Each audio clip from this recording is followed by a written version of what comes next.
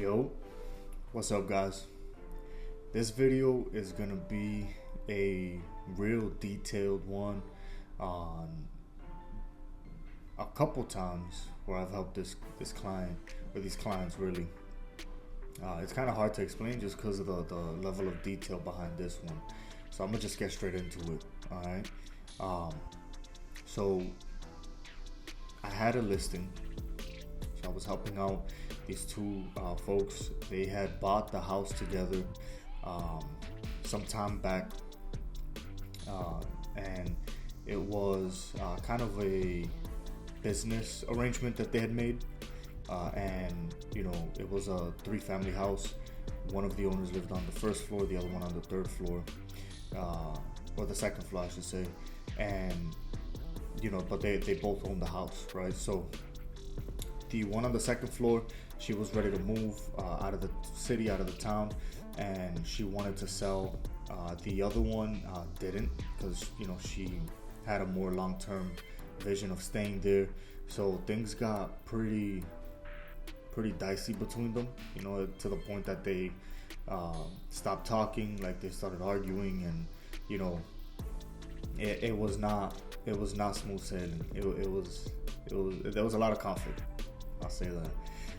So they reached out so that I can help out, and what I ended up doing is helping them sell the property, right? With the second floor lady, with that owner, she wanted to leave, so we made sure that she was well accommodated, that she was ready to go, had all her things, and was able to pack and all that type of stuff.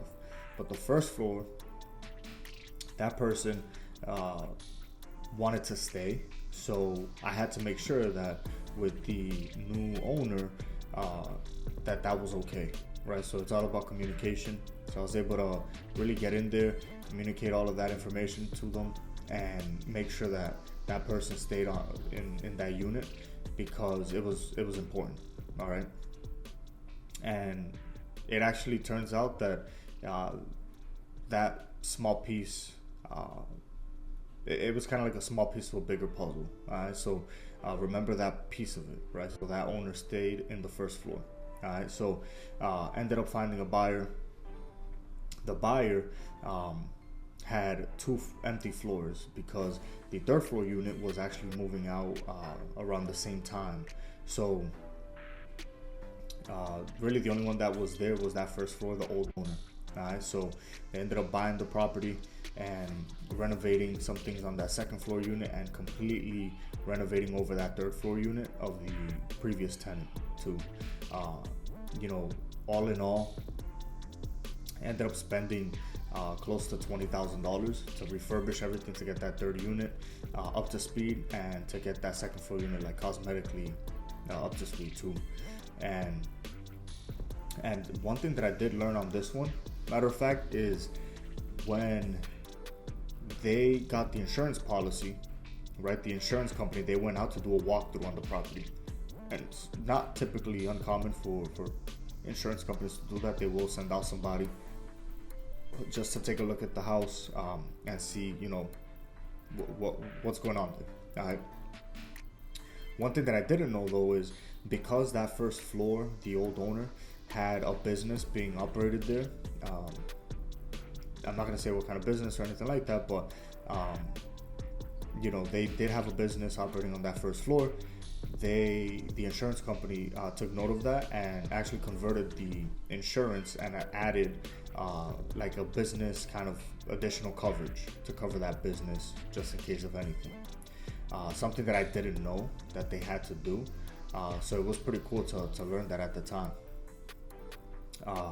And so the insurance company ended up doing that, upgrading it from like a regular 3-family property insurance to I guess like an additional business coverage or something like that. I don't really know the exact terms of it at that time, but in turn it ended up costing my buyer an extra $50 to $60 per month. I was able to communicate and help them out, and the first floor, like that owner, or the unit owner, compensated them. So the rent went up those $50, $60 per month to kind of offset that. offset that. So, something pretty interesting that I didn't know about at that time. So it was pretty cool. And so down the line, my buyer or the new owner ended up wanting to sell. So they reached out to me, wanting to sell, seeing what was going on, like what was the market like, what can they get out of it, and what can they do. All right. And lo and behold, the first floor owner wanted to buy the crib. So came back full circle, from that person owning it with somebody else to selling it, staying there, to then buying it. So, they ended up putting an offer in, getting everything in order, and hiring my services to help out.